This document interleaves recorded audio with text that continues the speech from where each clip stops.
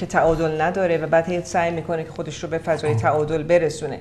قسمت دیگه ای که دارن توضیح میدن اینه که قسمتی رو که در مغز پلژر یعنی لذت و درد رو ما حس میکنیم تقریبا یک نوع کمیکالای به خصوصی چیز بیوشیمی به خصوصی ریخته میشه که یکیش اندورفینه. وقتی که خیلی لذت میبریم اندورفین هست، وقتی که خیلی درد میکشیم اندورفین هست و یک جوری مغز ما به هر صورت داره اون کیفش رو از اندورفین میگیره. ولی بعضی موقع در تعجب میگه چرا با اینی که یک نفر داره درد میکشه هی خودش رو در مواقعی و موقعیت‌هایی میگذاره که این درد هی بهش اضافه بشه و بکشه. و توی این تئوری از طرف نوروساینس و علوم شبکه‌های عصبی نشون داده شده که در حقیقت یک نوع کمیکال، یک نوع جوس شیمیایی داره میریزه. به خاطر همینم هست که ما ناخودآگاه شاید اون کارها رو در حقیقت انجام میدیم تا بتونیم که اون مواد مخدر درونی خودمون رو به وجود بیاریم که خیلی هم شبیه به مواد مخدر بیرونی و خارجی که خیلی موقع‌ها استفاده میکنیم.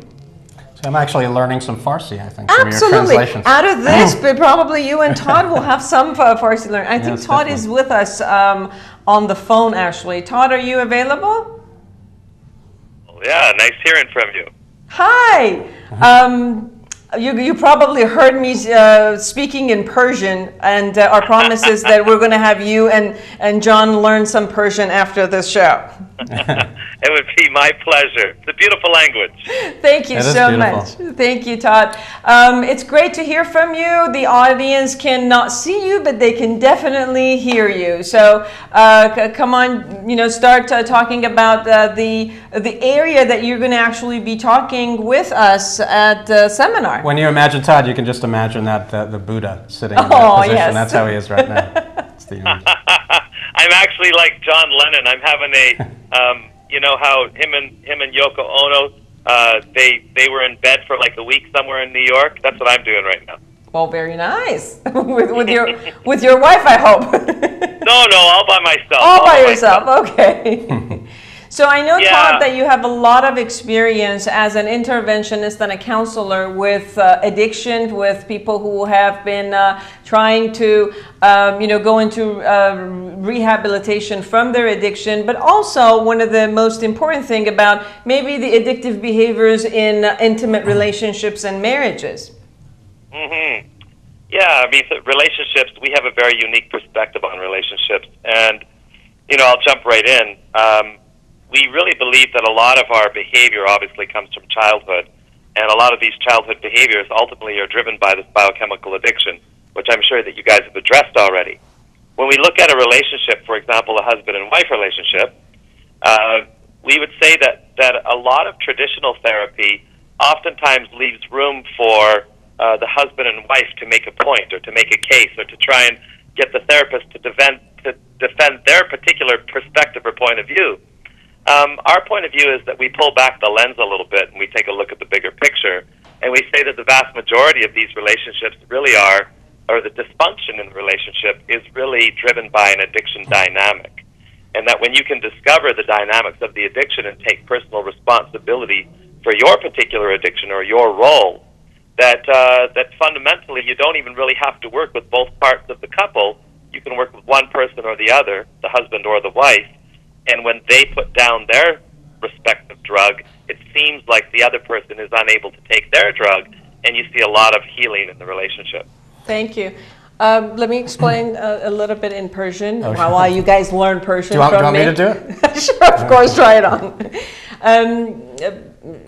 بینندگان عزیز، تاد چون تجربهش خیلی زیاد نه تنها راجع به کسانی که اعتیاد داشتن بلکه راجع به کاپل هایی هستن، زوجینی هستن که در حقیقت یکیشون ممکنه معتاد بوده و به خاطر همچین مسئله در از 20 سال اخیر خیلی کار کردن. یک مسئله خیلی جالبی رو که داشت توضیح میداد به خاطر این بودش که میگفتش که وقتی که زن و شوهر درسته که یک سری رفتارهای به خصوص دارن، ولی شاید این رفتارها در حقیقت به خاطر بیوکمیکالایی که از کودکی براشون به وجود اومده، رفتارهایی که انجام دادن و این رفتارها احساسات و افکار و یک مدل به خصوصی از بیوشیمی بدن اونها رو به وجود آورده و به خاطر همین هم هستش که مکررن این رفتارها رو انجام میدن. وقتی که با یک نفر کار میکنن که اون حالت شاید رفتار بیمارگونه خودش رو یا معتاد خودش رو در حقیقت تغییر میده، خیلی مسائل و دینامیکی که توی خود اون زوج هست تقریبا تغییر پیدا میکنه. You were going to say something? Oh, I was just going to say, yeah, it's just sort of relating it to what I was saying before. So, so for instance, when anyone gets anxious, what we're saying is that just the state of anxiety releases stress hormones, and you get a biochemical reward in your brain, like a drug payoff in your brain.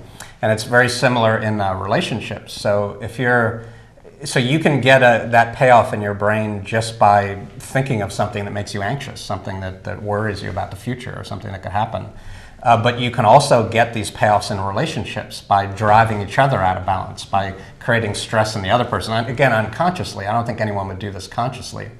But it's sort of a very powerful explanation for sort of unhappy relationships, unhealthy relationships, where the people are always seem to be pushing each other's buttons and always causing each other pain. And this is, we feel like this is a very powerful explanation for why that happens. Just that it's an unconscious way of getting this drug payoff, like an addict would.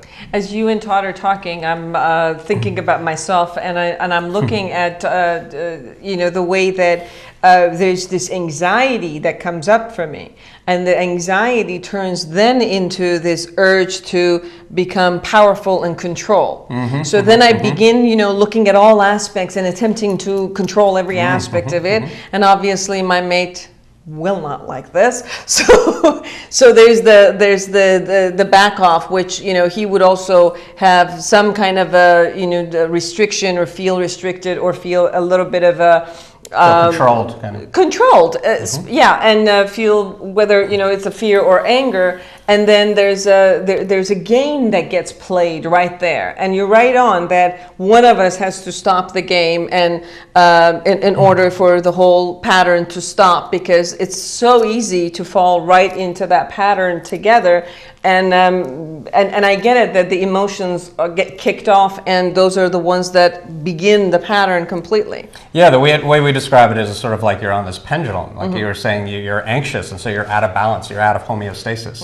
And so then you have a response to that anxiety where, say, you want to control things because you're so anxious, and then that swings you. That's also another out of balance state. Right. And so you're never in homeostasis, and it's the same thing with a relationship. It's sort of things just swing wildly all around. Right. Whereas what we're saying is that all healthy behavior, either in relationships or the person, always want to bring you into balance, into homeostasis. And when you're in homeostasis, you get all these payoffs in your brain, much better payoffs in a much healthier way without all the pain. Right. And the ironic thing is that oftentimes when we think we fall in love, you could go back to the very beginning of the relationship, and we seem to be attracted to the person that we feel somehow, unconsciously of course, that we might be able to get this addictive payoff from. Yeah. We typically wouldn't go with a person. Let's just say, for example, my parents set me up with somebody, and she's attractive, and she's funny, and she's got a good job, and she seems like a perfect match for me. And yet I say to my parents, she was beautiful, yes, but I didn't feel the spark. There was no chemistry. Yeah. And what we say is that often people think they fall in love, but we think that they fall into each other's addiction. Yeah. And so that also comes from the childhood. داشتیم صحبت میکردیم راجع به اینی که یک مقدار زیادی الگوهای رفتاری هست که این الگوهای رفتاری شروع میشه با یک نوع احساس به خصوصی. داشتم توضیح میدادم که مال من بیشتر تشویش التهابه و بعد از تشویش التهاب میرم به جایی که میخوام همه مسائل رو کنترل بکنم و قاعدتاً یار من زیاد از این ماجرا خوشش نمیاد که من بخوام کنترلش کنم.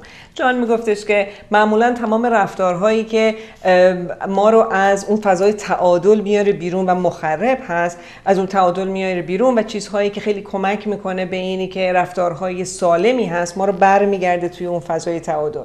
تاد میگفتش که در حقیقت به خاطر این مسائلی که در کودکی ما اتفاق افتاده و آشنایی که ما داریم با یک سری شرایط کودکی، اتفاقا یارمون رو کسانی انتخاب میکنیم که بتونیم همین حالت اعتیاد رو با اونها ادامه بدیم. یعنی اگه مادر پدرم بیان بگن خواهش می‌کنم بیام با این فلانی ازدواج کن، ممکنه بگم نمیدونی من اون کیف و اون شوق دارم نمیاد، اون جذب نمیشم به این، ولی کسی که خودم بهش جذب میشم یه جورایی مثل